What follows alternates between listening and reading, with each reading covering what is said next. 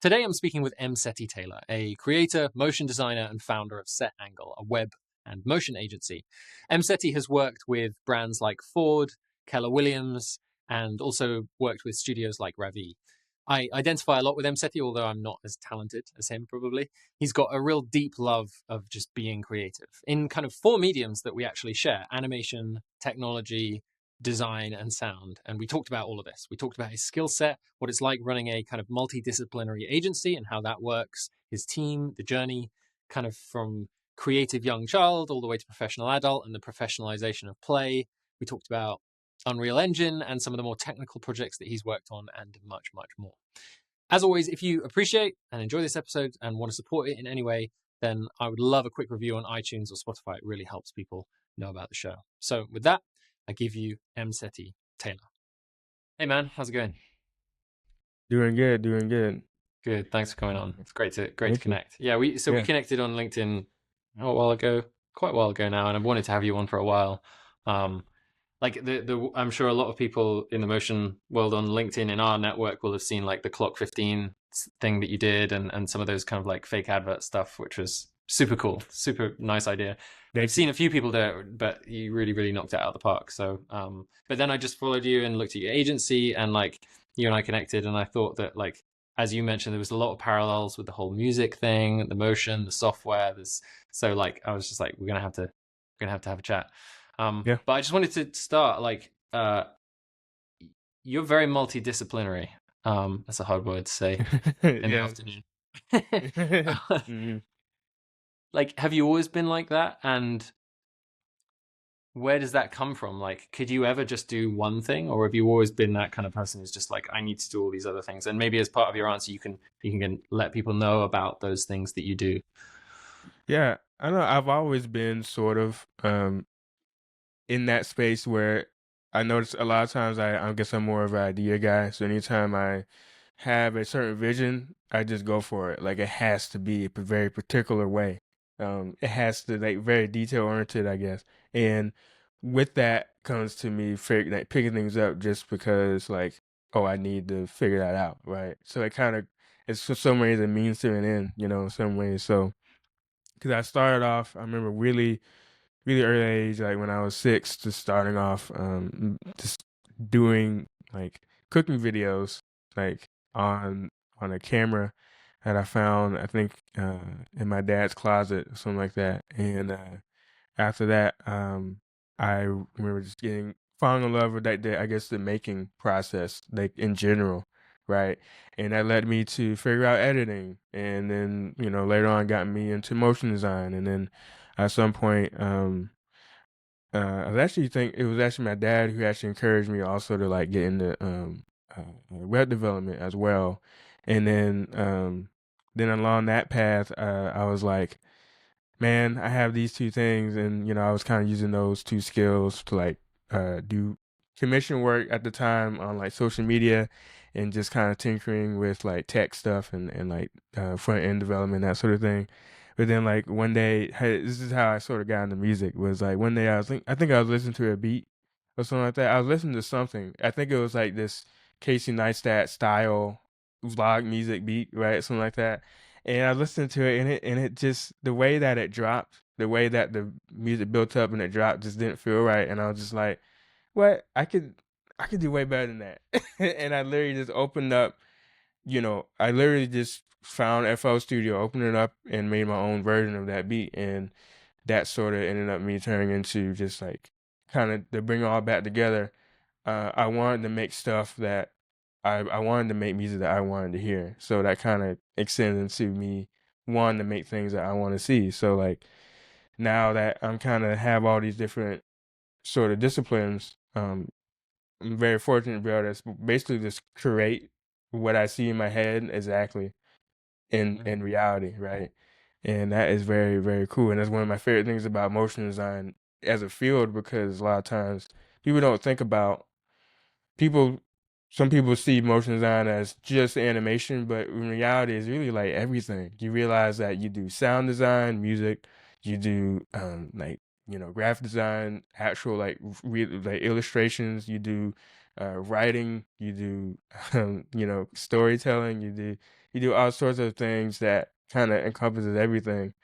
So it felt very natural for me to just, I guess, fall into where I am today, and just always focus on just making stuff, making cool Yeah. things. But yeah, I love the point that you touched on there about like trying to do something or making something often leads artists or creators into a love of learning how to making stuff. yeah, Like is the video thing is a classic thing. I'm trying to make a video because I'm doing this thing, and then you're like, whoa, this making a video is like a cool craft in itself. Like I yeah, remember that the first thing I was like, I need a website because I was doing conducting and arranging, and I wanted to like have a portfolio site. It was on like Wix years and years, like 10, 15 years ago.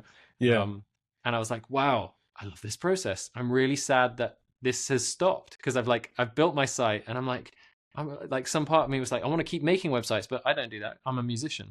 And then it was like years later until I actually then started realizing that that was part of my skill set. So I totally identify with that. So talking of skill sets, like, so where you sit today, give us an overview of your skill set, and then maybe we can talk a little bit about like how that translates into set angle and like what the offering is there. yeah. Really, at the moment, my current bread and butter is still like motion design. That's like where everything revolves around. Like Cinema 4D, After Effects, uh, actually Blender too, because Hmm. Blender was my first foray into 3D, and then I later learned Cinema 4D. So now I'm kind of pretty good at both. And in terms of the development side, it's really a lot of it is like front end, development. Back end is something that I'm familiar with, but honestly, like something that still always learning things about it.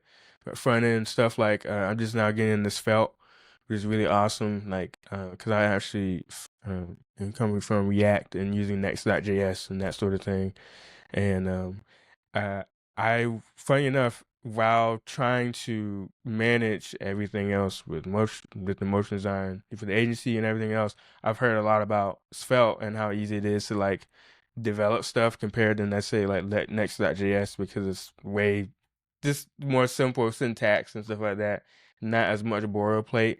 So it's something that I'm kind of diving into as well. But yeah. And then like really love, and then for the music side, like really love Ableton. I Hmm. mentioned before that I first got into FL Studio, but Hmm. Ableton to me, and this goes back to the motion design thing. When I was first learning it, I think it was back in 2016 when I was first getting into After Effects fully, like actually taking time to understand it. I was also trying to like find something music related that felt similar to After Effects, and I realized that Ableton to me felt like something that Adobe would make, and that's what led me to kind of, settle on that, because it has a lot of like cool little just small things, and it's way more technical, I think, in its approach, you know, compared to FL Studio. FL Studio feels like a paintbrush, while Ableton feels more like a one of those like compasses that you see with the little pencils on it and the little you make a perfect circle out of it. I don't know. So, but yeah. So I'm interested in, yeah, the kind of clients that come to you, like with such a broad offering. Are the main clients that come to you like primarily motion design, or do you get people who are just coming purely for development? Is there any sound effects kind of stuff, like, or is it really just all of those skills and disciplines just going into motion design, and sometimes there's some web development? Right now, it's all just motion design, and Right. really, basically, the second one, where it's like all motion design, but sometimes web development, and a lot of times the web dev stuff kind of, at the moment, because you don't market it right away, you Yeah. just sort of like, hey, we like. A lot of times it starts off like, hey, we're looking for somebody, you know, anybody who does websites, and I'm like, oh, we actually do that as as like a side discipline sort of Yeah. thing, and one of the primary reasons why we like development still isn't ready yet in terms of marketing is just um case studies. Like I really want to take more time to make more like really cool spec work. It's in the same vein as, let's say, the clock video or the calculator video, where I use motion design as a medium to show what set angle can do, and my this kind of goes into the overall vision of what I see, set angle to actually turn into long term, which is really like a real time, like experimental, like agency, like creative house that creates like real-time experiences with like Unreal Engine and using like 3.js and like and Spline and all these sort of, even Rive as well, and all these sort of new tools that are coming out, that sort of just combine different sort of different, like the motion side and the dev side. There's another studio called Illusion. I don't know if you heard of it, but they're very similar, and they have a Oh yeah, I lot of have like. actually. Yeah, yeah, Oh, you have, yeah, and they yeah. have like a 50 lot. seconds. I If remember. you look on their site, they have like a really awesome like landing page and that sort of thing. But all their projects have that like twist of like interactiveness to them, So as we're going into year 2 of Angle, that's something that definitely want to move into. But yeah, but right now, motion design is kind of like the bread and butter, really, Hmm. because they see Nice. all those There's two videos. things I want to ask about there. One is really like the documenting your work side of stuff. That's something that like really impressed me about your site was the kind of, yeah, like you call it case studies or whatever. Like that's not necessarily how you talk about it, but like when you look at the past projects you've done, it's like really well documented. It looks like you love that process of documenting, and also you care about the creative process. You want to talk about that.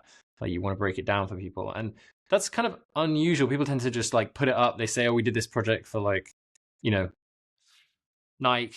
It looks like this. This was the brief." Like, and then they're done and on to the next thing. And that probably because they're busy. But like, does that come naturally to you? Like, and does that matter to clients? Do people comment on the fact that you've kind of like broken down a project so well? Like, what's the benefits for you? Yeah, so I honestly think part of it, really like the case studies themselves, have, even in the past, I've been told that I'm like a case study king in terms of the way I really break down the entire process. Even on my personal site, I have some older case studies, of like how I broke down my personal work and that sort of thing, and all of it was really in like about getting into, I guess, my head on how it was made, like the background and that sort of thing, like what inspired me. For example, a lot of times the biggest inspiration for a project is the music. So like I may put in the case study like, okay, hey, for this project, it was actually inspired by uh, Jay-Z, this Jay-Z track, right? And this track actually led to led to me picking this sample, and then I ended up using that as a way to come up with the entire, visual. But you wouldn't know that just from maybe just a more basic, like, Mm-hmm. okay, here's a wireframe and that's it.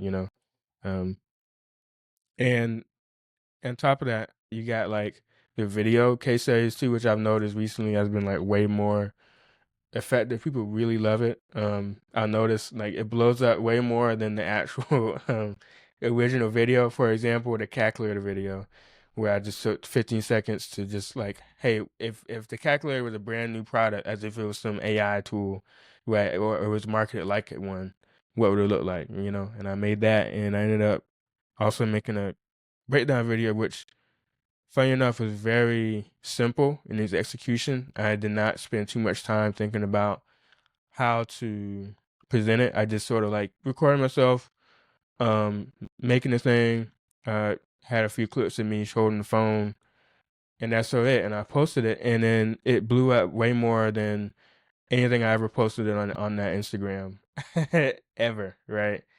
And what I realized, this is confirmation that people just love seeing the behind the scenes.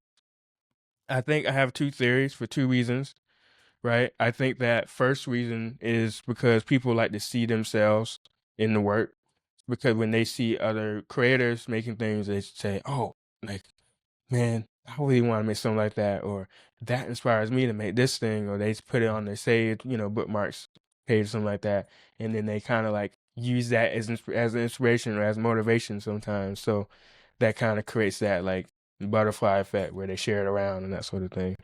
Yeah. And then two, it's just more satisfying to see the end, from beginning to end, the journey of like from idea to execution, even like in the way I do things. If you look at some of the case studies on SETAngle.com or on my personal site or on the little clips in the videos, you see those really messed up looking index cards with the sketches on them, right?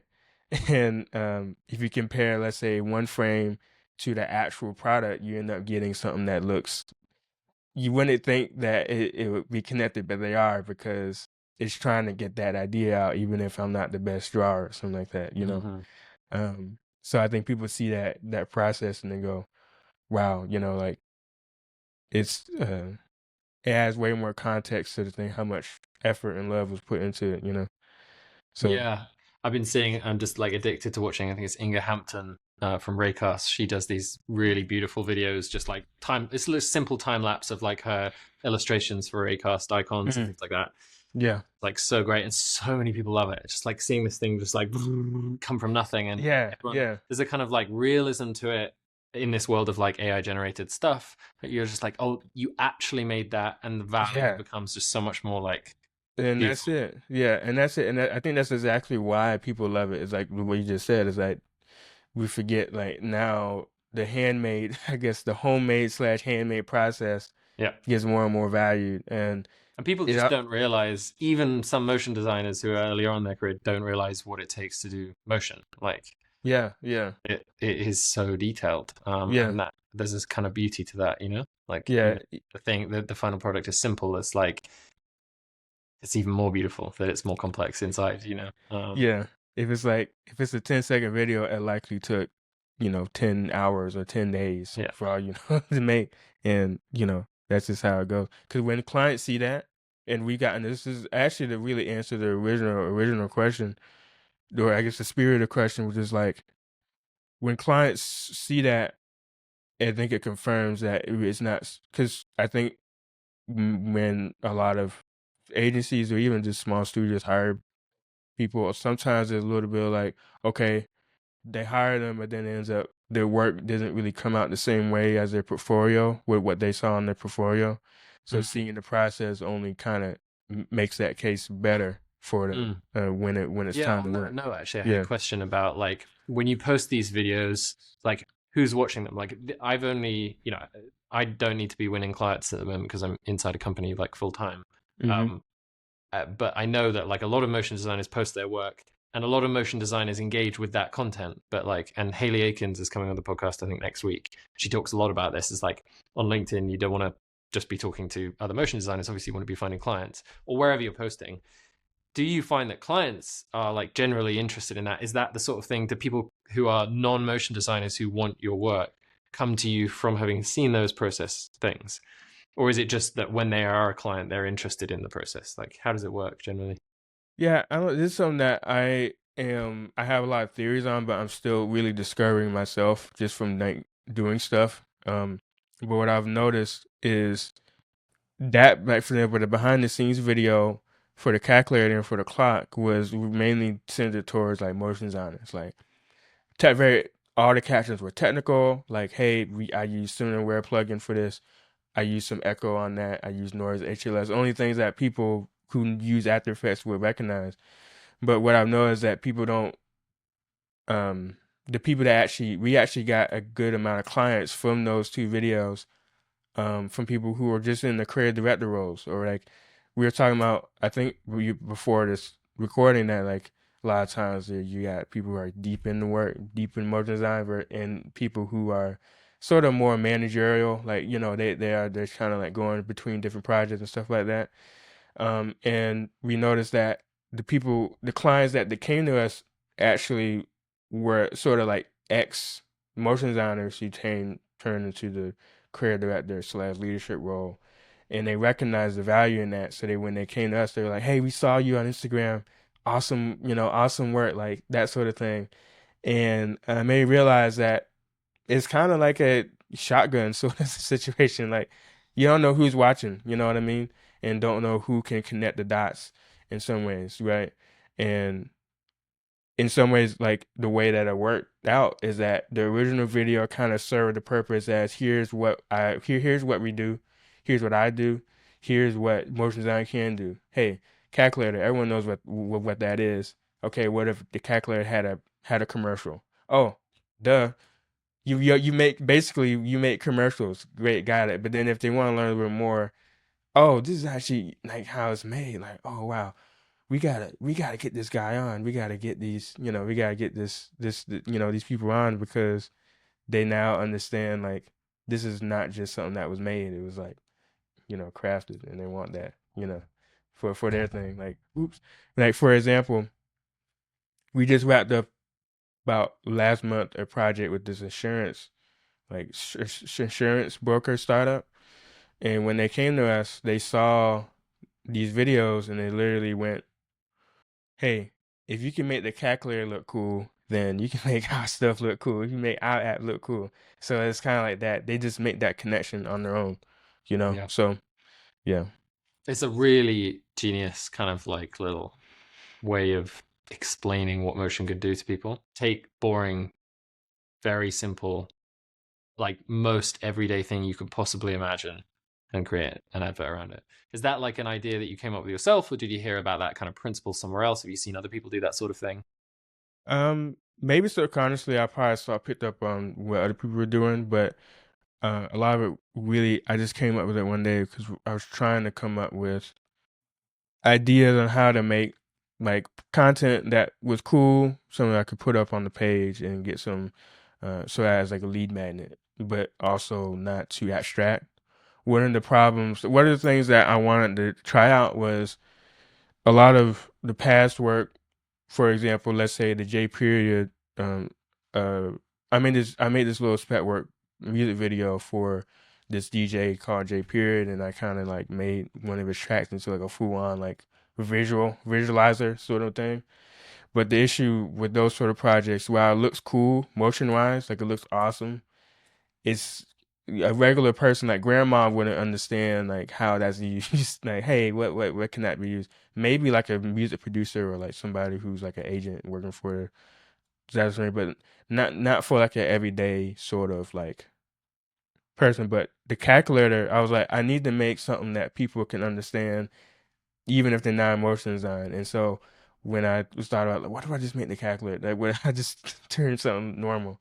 And I think calculator was the first idea, right? But there was really, I mean, I think that was it. It was one of those things where I literally, in the heat of a moment, I was sitting down for an hour, um, brainstorming, right? Because I knew I wanted to make something, and I was like, well, I want to make something more relatable. And then I was like, okay, wait, okay, let's see, calculator, right? I was looking at my ad, I was literally using it in that moment. I was like, let's just make an ad for that. That's so fun. And then I ended up using animating it to a track for gorillas, like I'm saying not for gorillas, but by gorillas. Um, and I think it was called Submission, I think, by Gorillaz from their like 2017 album, and I was animating it to that at first, but I think this is what really made it work, a lot. Is along the way I got kind of frustrated trying to like get the pacing right and just get the story right. And I was like, man, this is a dumb video, man. This is some like ABC like 1, 2, 3 stuff right here. I just put Jackson 5 on it and just like I can't do this anymore. And then I was like, wait a minute, hold up. And then I downloaded Jackson 5, ABC. I put it on what I was already animating, and it just worked. And I was like, oh wait, this is actually work. And then with that, it ended up making something that not only was relatable, it kind of hit all the points. It was relatable because everyone know what the calculator app is. People use it, like at least once per week. I don't know, and it solves a problem where it shows like how motion is used, and it uses a very relatable track. Everyone that's heard of Michael Jackson, everyone that's heard of Jackson 5, everyone has heard that song at some point in their lives. So when they hear that, they immediately go, "Oh, So those all those combinations ended up creating something, that I think was sort of like I guess a lightning in a bottle, right? Yeah. Moment. So You said something in like one your intro video, which I'll talk about in a minute, like kind of your show reel, but also like an introduction to you and your agency. Something like reimagining the everyday or something like that. And I think there's a really important point here about like the simplicity of communication in motion. Like I think as motion designers, I think web developers and motion designers and designers as well to an extent are like really guilty of this like kind of shiny object impressing kind of like grabbing attention thing. I mean like because it's Yeah, all about like sort of communication, but communication can be that level, but it can also just be like what's the actual thing you're trying to say? Like yeah, what are you trying to communicate? How are you connecting with your audience? And we can get lost in our metaphors or our like tools or our like animations yeah, um like you see so much nowadays, which is like as a motion designer stuff comes up on my feed and like one part of my brain is just like, oh my god, that's so cool, and another part is just like, what's even happening, what's the point of this video, like I don't care about it. Like it's this weird thing that can happen where you get to yeah. one end of the spectrum, and I'm wondering like, do you find that axis in your work sometimes? Is that, do you ever like go too far down that route of like trying to make the motion cool or trying to make like a project and then like you distill it down and you're like, we just need to have some circles on the screen with textures, you know, like like Yeah. because that explains the thing better. Like does that resonate in any way? Yeah, absolutely. And not only in like spec work, but even in client work, that's one of the biggest, always one of the biggest things we have to balance with that sort of stuff. Especially in the R&D slash like concepting stage, because I think the hardest part is there's a little bit of the client is trying to this unlike a, let's say, a project where you have all full control. Oh, I'm gonna make this really cool thing, even if it has a story in it, you have control over it. So you kind of like can be a little loose with some things, you know. Like when I was making the calculator video, I knew Apple would improve some things. Like for example, the echo smear text. They wouldn't want that because that's not readable. That's not accessible, right? But I added a few, a few more of those things just to kind of appease to that more like monkey brains, so to speak. That more like, oh, that's really just satisfying. It looks cool, cool points. But when it comes to actually hopping on to client work, it becomes a lot more, much more of a nuanced challenge because now you're thinking about the client, you're thinking about the stakeholders, like their stakeholders, you're thinking about the actual product itself because, one thing, a client can say one thing, but you realize that sometimes you got to also focus on how effective the actual final result is going to be, Is it going to actually be an effective explainer? Is it going to be an engaging explainer? And Do you ever get feedback from clients that's like, I don't know, at all quantitative, like because this is the interesting thing I find as a video producer, like you work on these things and they're kind of measurable in some ways, but like hmm the experience that someone's having at the end of the internet watching on their screen is like inaccessible to you. Like I'm wondering like, yeah, do you ever get like useful feedback from clients about like how effective your motion has been, and have you made like very fundamental distinctions about how to approach stuff in future? um, Anything that so stands out? yeah, sort of. It depends a lot on like the client. Like sometimes when we're working with like another creative brain, so to speak, it becomes much easier to communicate like, oh, okay, well, duh, we just need like a lot of times I notice that a client who's kind of more further away from the creative side of things, they can say one thing but mean something totally something different. For example, we literally just got off a call like yesterday. We were showing them a 30-second explainer that the first draft, right? And it looked awesome, right? We're working with this other creative director. Um, his name is Jared. Yeah, I don't want to mess up his full name, but his name is Jared, right? And he's awesome. And we were working together on this. And to us, it looked great because we're both designers. We both are motion designers, so we have that like, oh, that looks awesome. We fall in love with the technical process. But then when the client came on, we actually got on the call. We realized that he basically told us like, "Oh, it looks cool, but I don't know, it's too fast." Right?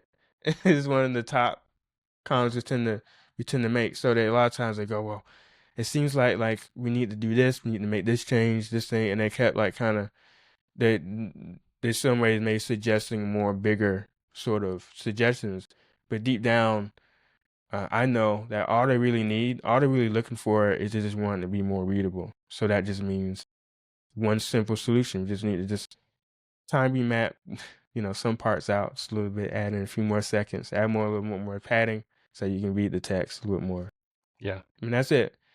And so now when we give that to them, they react, oh, cool, that solved the problem, right? Right. So I think the hardest part is trying to decipher, a lot of times, like for clients who are like further away from the, further away from the creative, we have to be sort of like therapists and figure out exactly what they mean. Like, okay, because if we end up falling into like an order taker type situation, it might be like, okay, great, we followed the instructions exactly, but now the video actually is not as effective as it could have been because we got too focused on sort of the stakeholders, on the details, on what the stakeholders thought would look cool, not what the video actually needed to someone who does not know anything about this company because they don't know the context that they do, you know.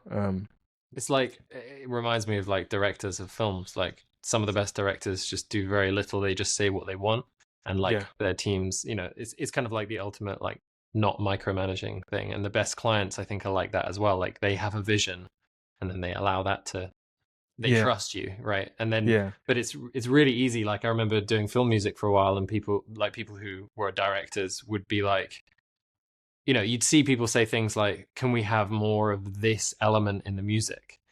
And in the beginning, you're like, "Yeah, sure." But actually, as you mm-hmm, say, it's like that's might not be the solution. What's behind you asking that question? mm-hmm, Like, what are you trying to aim for? What's not right here? Like, and that might not be the right solution. It's a really interesting, tricky balance there. And yeah, again, clients just must be so different. yeah, Um, I want to just before we lose the thread, like just go back to a different thing about the consolidation that you do after a project and like putting in like essentially I'm calling it documentation, but like case studies or whatever, just like mm-hmm, putting it down. Like I think I resonate a lot with that. Like I rarely have the time to do it, but I really try and make a point of like putting up every project that I do, and just so it's there so I can at least use it in future. But I'd love to do more of what you do of like actually breaking down the thinking process about it, because it's not just beneficial for like case studies and people coming across your work. It's actually like the word consolidation and processing after the thing allows you to sort of embed the principles that you've done yeah, a lot more, and it kind of ties to this idea of teaching and articulating what it is that you do, um, because you can then explain it more to a client, or you can just like lock that place in your brain a bit more so that you can access it. But I'm just interested whether you've had any background or done any teaching. I know you've shared stuff and stuff like that, and you do breakdowns. But have you ever done any teaching in your life? uh what's funny, I've always been in that situation where people come to me for like, hey, can we do like, I'm trying to figure this out, what's going on, like how it's not working, or what are your tips on this, and I'm always sort of like, help out and give them um those sort of things, even like down to tech support. Sometimes like my initials are literally IT, Imsety Taylor. So a lot of times I find myself teaching, like showing people how certain things work, just the principles of it. But it's never been in a fully formal sense, and for lack of a better word. And there's actually something that I actually really want to get into very, very soon, which is something that I'm now realizing with the engagement from the project breakdowns. A lot of people ask me like, "Hey, I want a full tutorial on this," or "I like, can I get a project file?" That sort of thing. And it's like, well, this is actually something I've always wanted to actually do. Even from the very beginning, I have a podcast called Set Theory, and the original vision that that brand was supposed to be was sort of like a school slash community, so to speak, of like other designers and sort of like technologists, and kind of come together to create something like the likes of Designership by Mixco. I don't know if y'all heard of that, but it's sort of like this really sort of like uh, I guess this school of like it teaches people how to use Figma, UI UX design, um, app design, and that sort of thing. And I've always wanted to make set theory something like that, right? And use that as a conduit to like actually like host webinars where I like literally just sit down and just show people like here's how something works, or like here's how you know here's a project breakdown of how I came to this conclusion, that sort of thing, and actually just doing full on like intentionally being like providing value in that space because Yeah, this makes yeah. me think of another question I want to ask you, Mm-hmm. which is like, yeah, one of those questions that's like very much about what's happened to me and like what Uh-huh. I've done in my life with creativity and process and stuff like that. So, like, I'll just say that first. So, like, when I look back on like creative processes or ways of doing things in my past, I can see how I like just got completely lost Mm-hmm. in like not being process oriented and being very like end game oriented. Like, it Interesting. sounds ridiculous, but like, I Yeah. remember writing music and I wouldn't have even been able to articulate this at the time, but essentially what was going on in my brain was like, this music isn't finished yet. That's painful. Like, it needs to be finished and perfect. Like, it Mm. sounds crazy, but like Yeah. literally that's what I did when I was a teenager at times. I would be like, this whole process is painful, and then the last 20% when I know it's in the bag is like amazing. And like if it's good, and if it's not good, it's shit. Right. Yeah. It was like a terrible like process, and like luckily I've been on a better track since then. But I find that documenting and talking, and I found that like my teaching has been like this like quite therapeutic way of getting out of that terrible mindset. I'm Yeah. just interested in how that's played out over your life. Have you ever had like a period where you have not been approaching your creativity in the right way, or like have you got any distinctions or wisdom that you found over the years that you might share? Yeah, it's a really good question because this is something that I just now sort of figuring out that balance because I spent a good amount of time like I spent a good amount of time um majority of my creative sort of career, so to speak, being very process oriented, right?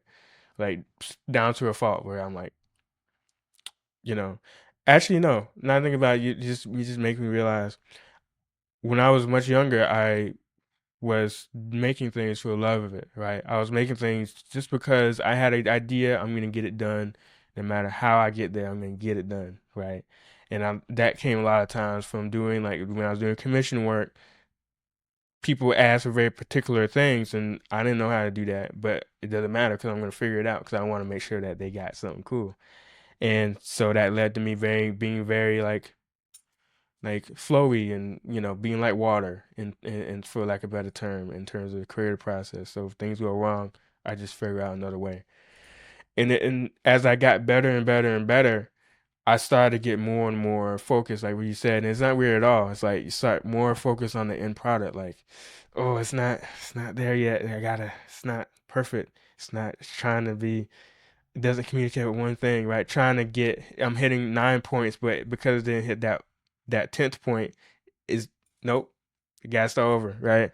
And I ended up getting stuck in that process, and then it wasn't until I actually learned a lot during uh like doing my collaboration with Ravie. Um, Austin and Nora taught me, really the whole team gave me a lot of examples of what it means to just be like speedy and like just to do things like kind of getting back to those roots why I originally started in the first place. And that whole process reminded me like, hey, you can just do really simple things like taking a orb and then like having to move up and down and then like it goes like that, whatever. But like you realize that it's actually very simple principles that you're doing over and over and over again. And you just basically just using that formula, extrapolate it out for like an entire project, really, at the end of the day, right? So there's no why reinvent the wheel every time when you can just simply just remember to follow a few simple rules and just keep it simple, really, at the end of the day. Just keep it dead simple. And this is something I'm always trying to balance because I'm sitting here, I'm naturally have a very robot brain. I want to do things a very particular way. So having to remind myself to actually be loose is actually something that I'm actually struggling with the most. Now that I'm starting to get way like now that I'm really confident in my skill set and even in my team skill set, that kind of sometimes gets projected on from me onto the team, trying to figure out how that works. So now as I've learned early this year when I was working on that J period video that I mentioned earlier, I was struggling trying to make something fast and like I'm gonna make the best thing ever, quickly as possible, focusing on the end product.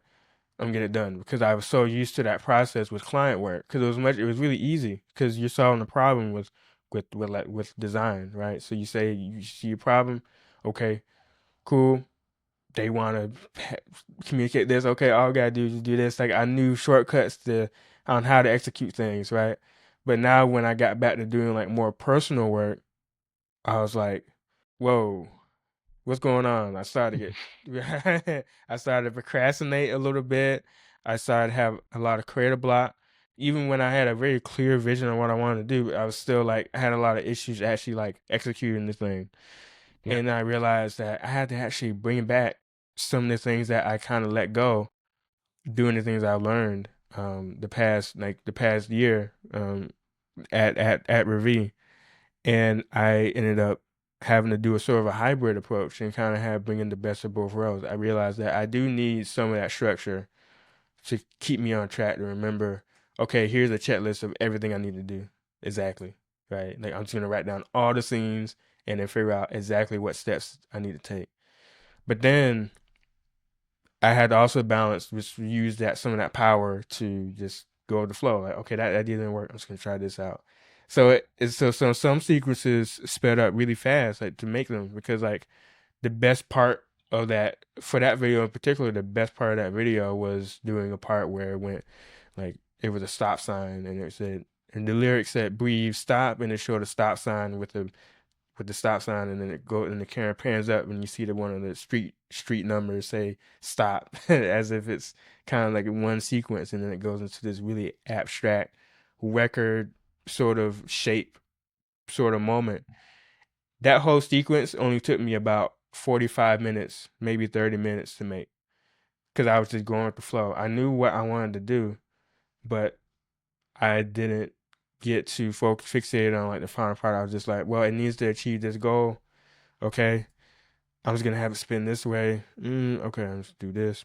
That looks pretty good. Oh, it should probably have something. I'm gonna put a vinyl record in the back, so that way it looks like something like an actual scratching, like a DJ scratching it. Cool, done, right? But that was getting to that point was a journey because I had to like let go. I don't know. I put it to I compare it to like when Luke Skywalker at the end of Return of the Jedi, he had to kind of use a little bit both of the light side and the dark side a little bit, right? To be able to not only defeat Darth Vader but also have enough restraint to not get too, you know, too focused on like vengeance, so that he can actually keep actually like save his friend. I'm sorry, save his friends. So I would say that's probably the best way of explaining that whole setup is that it depends a lot on the goal and just figuring out, well, like are we going with the flow or do we need that structure? And the real question is you kind of need a little bit of both, in some ways in order to get that balance. So yeah. Great, and you get extra points for bringing in Star Wars as well. Well done. Yeah, absolutely. My brother would love it. Can't He's lose just a if you bit bring in selfish, the man. dark side, light side. Yeah. Yeah. So yeah, like there's this phrase which it just keeps on coming up, which I've been using. I can't remember whether I came up with it or whether I heard it somewhere. I'll just claim it. It's like the professionalization of play. Mm. It's been like it's a theme like in my life, and I think it's a big theme in like any kind of quote unquote creative person's life. Like that word Mhm. is it's a ridiculous thing to say. Like that's a whole other conversation. But yeah, like an obviously creative career like motion design, blah blah blah. It's a really interesting area because like they tend to be the sort of things that you play around with after school when you're little, and that's like total free time, total. And then at some point you decide I'm going to do this as a career, or it comes back and you end up doing it as a career, or and there's always this tension. I see this like arc in people's lives, and certainly in my life, of like just pure, just unhindered, like playing around when you're little, but also like they don't necessarily go anywhere. So you kind of realize you need to professionalize a little bit, and then you go through this phase of like tightening everything up and like or losing some aspect of what it is. It's like a classic creative journey, and then it's about that integration sort of towards the end. Not that you're towards the end of your life or anything, but like but then the point there as well is it's not like an end point. It's like an endless, like continuous, like balancing integration. Like you said, there's always this push and pull of the different approaches. And it sounds like, at least in the stories that we're both telling, that we're coming from opposite ends. Like I needed to learn, like my engineering brain never came on until I was like 23 or 4 or something like that, and I suddenly got into the world that I'm in now.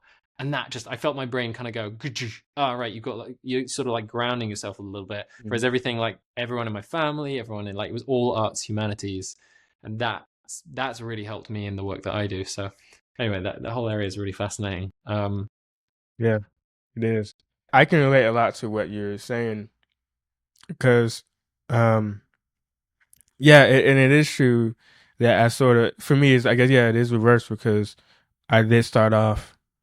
I think part of it when you're younger, you end up in a certain, like, you don't think about it. It's that simple. So you don't care what other people think. You don't care about how it may look on a portfolio or whatever. We're just making stuff and then putting it up. For me, at least, it was putting it up on YouTube, right? And I realized, oh well, you know, as I started to get good, I actually get good at it. My standards started to go up, and it started to take me a little bit longer to get, to actually do the thing. But now, all of a sudden, now that free flowiness kind of went away. And so sometimes I'm like jealous of my younger self. Like, man, how did I do that? Like, I compare my current work to my old self. Like, that's as if it's a totally different person, because that's what it feels like. And when I'm realizing, like, how important it is to really remember when you're working, and this is happening a lot during client projects. Don't, like, first draft especially does not have, like, not everything has to be portfolio worthy. Like, thinking that mindset, not everything has to be like right away. Yeah, it's iterative, because it's a weird paradox, because you have to some ways kind of like let it go for it to find itself, and then that's when it will find itself. Like, working on this project, this happens many times where in the beginning stage of the project we're like, oh, we're not feeling it, it looks bad, I really don't want to show this to them right now because it's not in that good, it's not in that state yet. And then, you know what I mean? But then you realize, like, some clients, sometimes we show them work, and then we think it's gonna be like, they're gonna show us, they're gonna tell us certain feedback. Is, oh, they're gonna notice that, they're gonna say do this, whatever, and then they come back and they go, this looks awesome, this is the best thing ever. Can you just change that text to say something else or whatever? I'm like, what, and it's always a surprise that you realize that it's all kind of in our own heads. So a lot of times, Yeah. and It reminds me of, like, I was watching a documentary years ago of, like, like when jingles were a thing, and like you could be a jingle writer for like Nestle or whatever. And this guy was just talking about his career. He was like one of the most successful jingle writers, and he was just talking about like how easy it is sometimes and how hard it is other times. And he was talking about like one of his biggest paying, most famous jingles he ever did went like this. He was in a room with a client, first meeting. He was sat down at the piano, and they were starting to talk about the brand and stuff like that. And he said, to start off the conversation of this what he thought was going to be like a long process of finding the sound for this brand, he would be like, so do you mean, something like this? And he went like ding ding ding, and they were like, that's it. And he was like, no, I just mean, like, what do you think? And they were like, no, that's it. And they just locked in on that, and that was the jingle. And like, he got paid however much for it. It's not about the money, but it's about the creative process there. It can be like so effortless, and that's what's so interesting about, we oscillate in our projects and our work between this kind of like highly thought out, like long process, like lots of elements, iterative thing, and then sometimes you just like throw a dart and it goes, and it's just like exactly right. And you said this phrase like not caring, which is something that I'm like super interested in terms of like peak performance or high performance, is that it's like hilariously hard to follow that if you really care about what you do. And it's like, imagine you're playing a game and the only way to win that game is to not care if you win or lose. There's this vibe sometimes with creativity, which is like that's the game that you're playing. It's about just like finding a way to not worry. And you mentioned a couple of things you put up online, which you didn't think about, that just went really well. Um, and yeah, I just find that fascinating. And that, in a sense, those are like these micro moments of like expression that are sort of a bit like what we did when we were kids, right? Where we're not really thinking Yeah, about it. And I the think flow that's really state. interesting, and finding that play out more. But then, as you say, you do need the adult brain in there as well that can then take on a massive project, understand about messaging, logistics, like multiple stakeholders, all of that stuff. So anyway, I find it really interesting. Yeah, absolutely. It's that flow state, really getting into that flow state. I think Yeah. when you're not thinking about it, you're just Yeah. kind of just doing it, and that kind of applies not only just to creative stuff, but really just everything in life, really. Yeah. Whenever you think about it, but yeah. So let me change gears a little bit and talk about something that you spoke about earlier, which is about like your interest in the real time, the installation style of like motion design. You've done, sorry, what I mean is you've done a bunch of motion things that are kind of big installations, technical. You spoke about Rive, kind of creating more like experiences for people. This is an area I know like very little about, so I really love to know about like what you've done and like what that space is like at the moment and the kind of clients and work that's coming from that space. I tend to do videos, education, like website landing page stuff that's just when it's done and it's there and people look at it or like watch it. Yeah, it's like an MP4 on a Yeah, so like some give us something. for Yeah. someone, yeah, exactly. um like give us a sense of like some of the stuff that you've done, and also maybe just we could just open up a conversation. I don't really have the right questions. You could kind of like talk a little bit about what motion designers who are in this field are kind of delivering. What's the kind of work that's there, and then we can talk about the technical side of it as well, like you mentioned Unreal and Rive and other tech. Yeah, cool. No, it's very we're still really in like the early stage of going all in on like the really, really like cutting edge stuff, like at the edge of the floor sort of things, especially with Rive and even like trying out the really, really big depths of Unreal and that sort of thing. But one of the many things that we've getting a lot more recently is event stuff, and especially like sports events or like live events, broadcast sort of things. And I realized there's a lot of like all those elements kind of combined, because I can kind of go through a list of examples of like things that I'll help collaborate on, and also like things we just did recently that have that like, yes, this is exactly what we're going we want to do like more of, like we want to do more like this.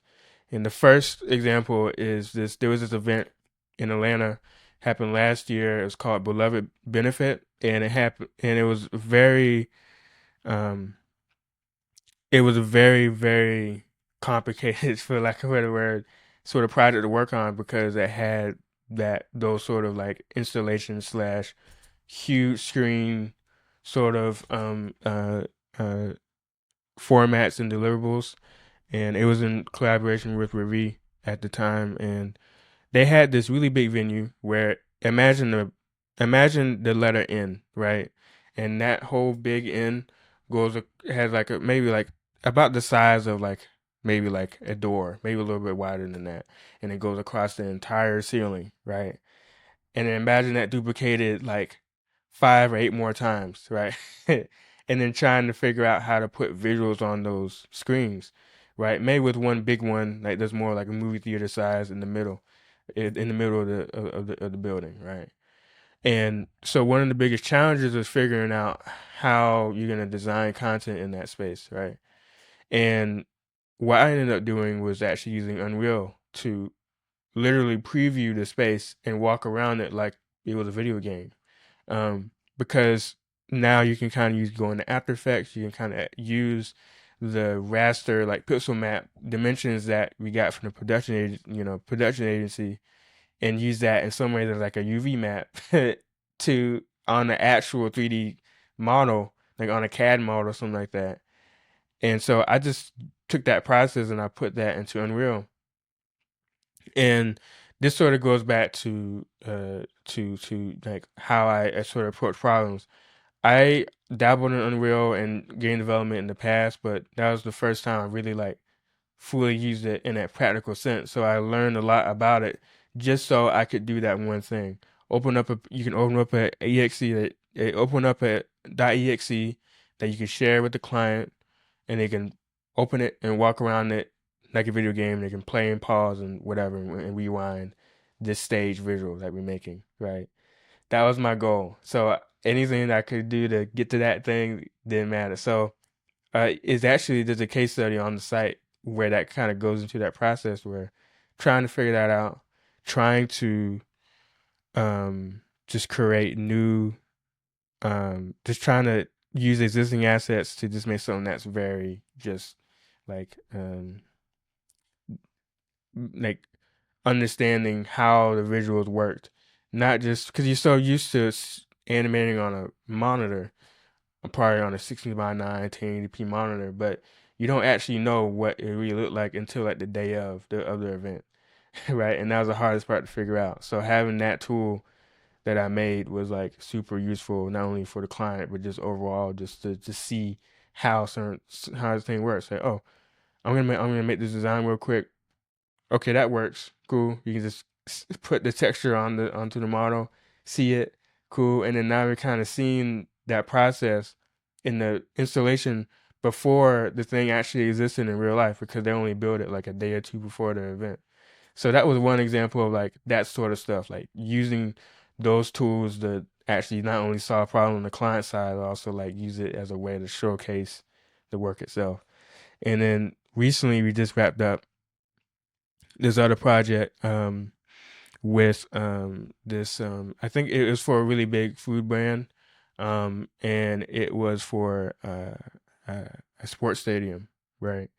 And they sports stadiums have very weird resolutions a lot of times, and um, having to figure out how to make those really thin sort of banners with the text that goes across literally the entire stage, right? That's like I believe the resolution was 26,000 by 96 uh pixels in height. So it was very wide screen, right, but very slim height. And it was a similar thing where I actually, use that as a way to like create a little visualization for the client. Like, okay, well, you have this really thin strip, but like, what would that actually look like? So we just made this really quick little, in a similar vein to the Beloved thing, like quick little preview of it actually being in that sort of like it's I guess a section, a slice of that stadium, so that they could see exactly like what they're gonna get. Um, and so this actually allowed us to, like the client actually gave us different types of feedback that we wouldn't have gotten had we just sent them like a flat pancake version, like of like one section of the of the banner, right? It's like, oh, hey, maybe we could add in like a logo here because we notice this has this part has like an empty spot in this part of the stage and that sort of thing. So that now it adds in like it kind of makes it better in that sort of sense. Um, but yeah, and honestly What now was it like learning Unreal? it was very very interesting because it's one of those it's like when you go into a car that you've driven all your life, like it's like driving a truck all your life, right? You know everything in and out, how it works, where all the buttons are, where the gear shift is, and then you get into like a small little race car, right? That's how it feels. You know how to drive, you know how to like the basic operations, but it's all the buttons on a different spot. Like what? And you're trying to like figure things out, and then not only that, but it's just faster too. Like you hit you hit the accelerator and you go, you're not used to that quick acceleration. That's what it sort of felt like learning Unreal because a lot of times you used to like even using Octane, right? Just waiting for it to render out, looking at it. Okay, let me make a change. Waiting for it to render out. Okay, look at it. Let me make a change. It's a very iterative process. So being able to literally just use Unreal to just like see the stuff in real time was really really cool. And funny enough, and just like going from a truck to a race car, it felt very familiar but Mhm. different. So having to relearn some ways, like it's like trying to relearn Sim 40 all over again, right? Because you're trying to sit there figuring out like you know what you want to find. Like, okay, I know what I want to do. I need to make a video texture, put the video texture on this model, and then call it a day, right? But then trying to actually figure out where those buttons are, where you navigate to figure those out, what is actually called in Unreal versus what you would call it in Cinema 4D or in Blender or something like that, you know, was I think the part that was very like not frustrating because I wouldn't say that's the right word, but just overall um just like you have to get patience again, learning new things. You know, like remember like, hey, you're not gonna be amazing at it on the first go around, even if you know what you're doing. It's you still actually kind of still figuring out along the way, you know. Yeah. So And there is a way to learn big, massive tools as well, is to have like one simple project. one simple Because goal. like rather than trying to like see the whole landscape, I kind Yeah. of did that in two ways with cinema. Like at the beginning, I was just like, I tried to see the whole picture, and it was just like crazy. Like I did nothing. I didn't get anywhere. And then, interesting, this kind of breaks my point a little bit, but like I tried to do one thing, which was just literally creating like reusable renders of phones and devices that I could use in Mm-hmm. After Effects with like 3D tracking and stuff like that, so that our editors could then just like quickly render scenes in stuff that we've art directed. Mm-hmm. That was actually really difficult, but that's a whole Interesting. other story. But like it did like sort of, I felt more on track when I was doing that rather than being like, oh, like here are all these MoGraph tools. I could like use the duplicator, like all of that stuff. Yeah. It kind of kept me on track. Um, Interesting. And you mentioned Rive as well. Are you playing around with that? Like what? Like the very obvious like surface level use case for Rive is UI animation or like or kind of like website web based stuff. But like I think a lot of us, me particularly, are just like not clear on all the different ways it's being used. So I'd be interested to know your perspective on it. Like, yeah, what are the different ways that Rive is being used or can be used? Yeah. I honestly think and funny I remember talking to a colleague of mine like a few months ago about this. Like it seemed his theory was it seemed like Rive was like kind of like full of inflated air because a lot of, you know, like it's popular in the community, but like what is it actually used for? What's the use case of it, right? But he was coming from the creative side of things, like, but I had a very unique side because I could easily see the thing, which is like basically the interactive like web animations, right? Right, and that's the main. That seems to be like the main thing right now that I'm seeing a lot of, and what I've actually used it for once, you know, once before, and that is we got Lottie, right, which is cool. But Lottie is slow and it's weird because you can't actually like do much with it. If you do anything more complicated than moving a shape layer keyframe or something like that, it breaks, right?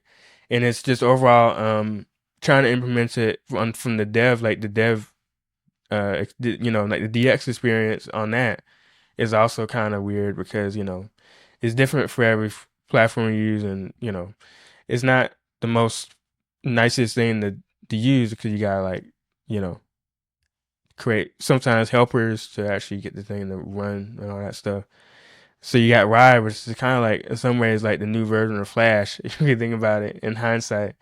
And it's kind of all, you know, it kind of does everything for you, and the fact that you can kind of do After Effects but in real time, like how Cinema 4D is for, I'm sorry, how Unreal is for Cinema 4D, I think was very useful because the best example that, the most recent example that I used Y for was making logo animations for this other agency, and it was basically taking their existing like brand assets and just literally reanimating those in Rive, right? And because I was so used to After Effects at the time, what I did was I just like literally just I was trying we were still trying to get the thing done on time. So I just animated the reference animation in After Effects first. Like this is what I want to do.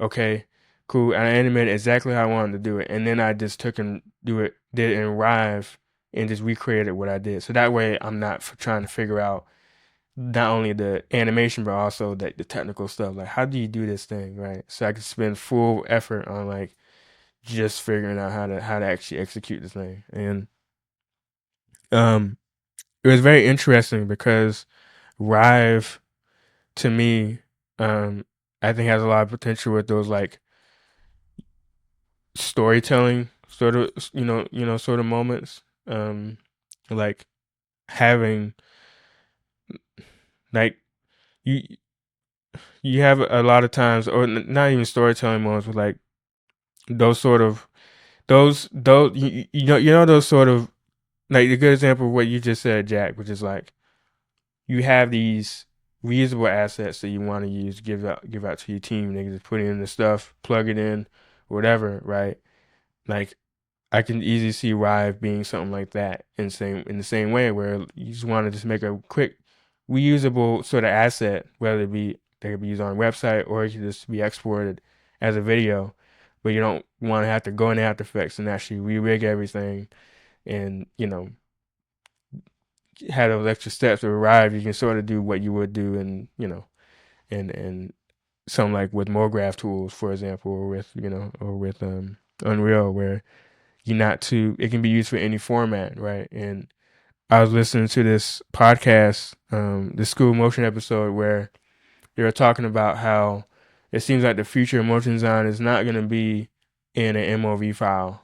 That's not going to be the final deliverable that we're going to be putting out. It's going to be things like that, where it's going to be like interactive, sort of like snippets of things. Even stuff like spline, right, is a good example. Where it's like uh, everything is going to need to be done in real time because that's where the medium is heading. Like Apple Vision Pro, I mean, first iteration is pretty cool, right? And it still needs some more work, but I can honestly see that being, pretty soon, like, going to be more and more popular, especially once they drop the regular Apple Vision, right? Um, those tools are going to be way more valuable in those moments, and that's when you're going to probably see that uptick of like Rive and Spline and even Unreal and that sort of thing. So Yeah, it feels like these yeah, tools are like nicely early. And we, yeah, we have yet to see what they're going to be used for. It's like any new technology in certain ways. And like, yeah, to that point that you're making about like what motion will be, like that's literally what this podcast is for me. It's just like I see a convergence, like many people, of software design and motion kind of being the same thing, or like the same, very much the same area. Like today, like if you're a motion designer, or maybe like the last 10 years, motion designers are over there and software developers are over there, but like suddenly there's this like thing, and now there's this trio of design, software, motion in my brain as well. I'm sure there are other things that will come to it, but that's the focus now. And yeah, whether like experiential stuff or just like the way that humanity changes over the next 10 years, I do see that being very much like a paradigm. And I kind of had this theory that like mm-hmm. someone who wants to do motion design today will be very similar to this sort of person who wants to do like visual development today. Like I work in both worlds, like visual development tools like Glide and Webflow and things like that. And then there's motion design. I think there's so many parallels, not just because of people like you and I who like happen to like both, but I just think skill sets, ways of thinking, like systems, like modules, ways of designing stuff, higher level. Yeah, I'm losing my words here, but there's something. No, I get it. I get it. I think Yeah. that aspect of approaching motion design from a systematic point of view, right, versus like fully creative point of view, Yeah. even down to figuring out After Effects project files. Like I spend a lot of time. One thing that I've noticed working with other freelancers and collaborating with them on projects is that how they organize the product file means a lot on how they do things, because it shows how they think about like how their more left side of the brain works. Because the way that I usually outline stuff like that is the same way how, funny enough, how Rive would kind of make you kind of outline your file, which is like everything has to be component. Don't put everything kind of all in one. Like everything has to be kind of in some ways reusable, as if you're making a Figma file, right? Um, or as or using, or like you writing a React component. Like everything has its own sort of like serialized moment. All the props, so to speak, has to be like, okay, the text has to be changeable. it needs to be able to adjust things and the offset of positions stuff like that easily using like essential properties and stuff, and things like that to make something that's easy to change if a client were to ask for a feedback round, something like that. Yeah, but So then there's that thing of like, yeah, depends how fast the project is, because like there's so many things I do like month to month. I'm yeah, like, yeah, I'm doing this because I need to get it done like by tomorrow morning, and yeah, like if, I hope no one asks me to change this. yeah, I'm just gonna like keyframe everything here or whatever it is, or yeah, like put crazy amounts of expressions just to get this done. yeah. It's Expressions that aren't tied to anything, and I'll yeah, forget in 1 hour. yeah. Uh, It's definitely a balance because I think for me, I've been pretty lucky, I guess, in terms of finding that balance of like, okay, well, it just needs to be done quickly, but I'm gonna rig it up nicely so that way it'll save time in the long run. Like, I'd much rather spend 2 hours rigging something up so that it only takes me 30 seconds to animate than spending 2 hours. I'm sorry, yeah, just spending like 2 hours and 30 seconds trying to animate the whole thing and being like, oh no, I did it, and and then also if now it's it's hard to reusable in change. like future Yeah, projects, right? Like, exactly. Yeah. I'd be interested like how much you do that, especially as you have a team and things like that. Like, and I'd love to ask about that in a sec. Um, like one of the things I've been finding at the moment, I tend to work primarily on my own, but we do have a small video team as well. But, I mean, we work kind of separately. We're trying to do the collaboration thing, but we're not like working on big Hmm. projects together. It's more that we like divvy up the work. I see. But like one of the things that I've been trying to do recently is like I'll have VS Code on one monitor and I'll be like animating here. And then anytime I come across a process that I'm like, oh man, I've done this so many times in my life, like I will just do a script for it and like Mm. use AI to do it. Um, and that is becoming really, really helpful for my process. And like increasingly, I'm sharing those just because I think it's great to share these things. Um, but yeah, like how often do you like you guys are in the middle of a project and you're like, hang on, like we've done this like a bazillion times, or like this would be cool to use elsewhere, and like what's your process for like taking that thing and like using it? Do you have like a library that the team uses, or kind of like repo or whatever? Like how do you Yeah. approach that? No, library is a good word. That's something that we are literally just starting to build at the moment because I realized it's something I always wanted to do, not only just for saving time, but also just for saving the client's time as well. Like, hey, look, we already got this thing figured out. Here's an offer that might be more better for you. We can just use this template.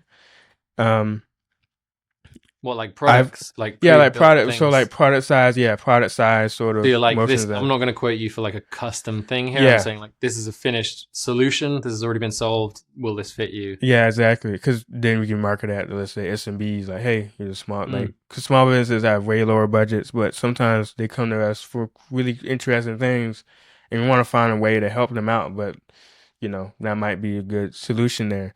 But one of the things that we want to do is sort of eat the whole cow with it and build a library that not only can be used for internal stuff, but also for external things as well. And I've naturally done this like in the past where like, oh, I did this before in another project. I'm just gonna like steal this rig I did.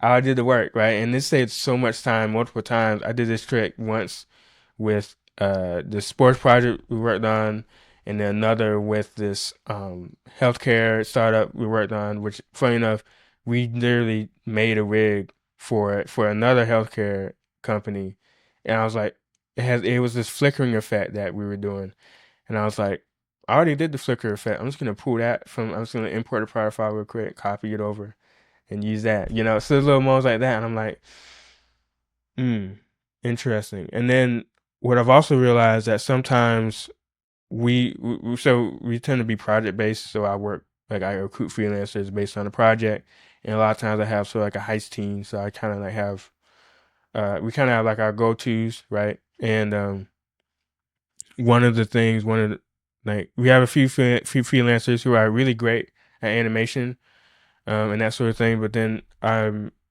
noticing I have to take a little bit extra time to really like make sure you rig it up like this, so that way it's easy it's easy to change. And I was like, it'd be nice to be able to make like a little document or some form of like SOP/standardized sort of like here's how to here's how to approach this particular like process, so that it's kind of like you're so therefore sort of some ways following a system like Lego, and you're doing the things so that the easing is consistent.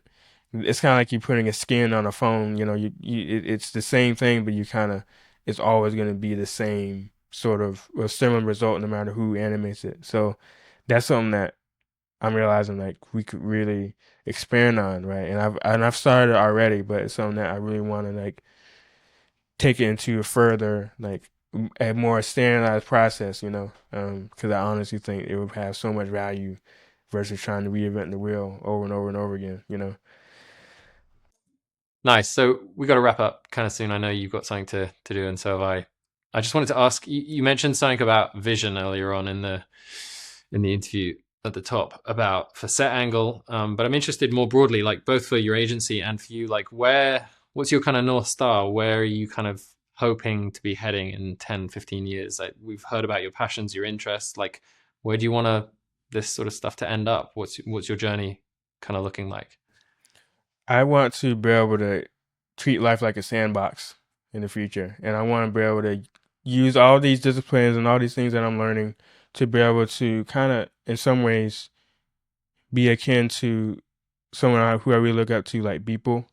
Um, and he is very similar in some ways, where he kind of came from the tech space, but also came from like the design. So he does a lot of motion design, a lot of but a lot of techie stuff as well. Like literally, like working with people in his older friend group, where he was like literally breaking down computers and like rebuilding them and playing like old retro games, stuff like that. And I want to do something similar, where I want to take all these things, right? Set angle, and that sort of thing is in some ways a conduit to building sort of a platform of sort of different entrepreneurial sort of products, so to speak. Um, Whether it be like I mentioned set theory before, I want to one day grow that into like a full on sort of like community/school. I want to be able to turn spin it off into another venture around like literally spending time, like you mentioned teaching. Like I want to spend time um literally like going to like schools and colleges and like teaching motion design at sort of like a one-to-one level, like kind of like one of those workshops in person. The working name for it is Set Forward, but that sort of thing. And uh being able to sort of use these skills and sort of create like in some ways like an Imsety squad to create really cool products, right? Like I feel like the service industry is sort of only like a level, right? But I think that in my eyes, creating something that like creating interesting tools and sort of like plugins and software and like the new things that are coming out very soon in this new, you mentioned like the early like it seems like a lot of these tools are coming out in a nicely like early way. uh I want to be part of that wave and create something like that. And that's really my next big thing that we want to focus on, is just like just expanding on what we're already doing, but then actually like making something cool with it, like unique, not just like agency. So yeah. Nice, man. That's inspiring. Yeah, share a similar sentiment. Yeah. Great. Well, listen, we've got to go, but this has been awesome. It's been great to connect. I'm sure we'll chat again, bring you back, see where that journey's gone. And Absolutely. yeah, appreciate your time, man. Yeah, thank you. And thanks for bringing me on. It's awesome. And we, as like you said, we hope to be on again some point and Oh yeah, for sure. keep talking forever, really. Yeah. We got to cut it off, but Yeah. let's do it. All right, see you, dude. All right.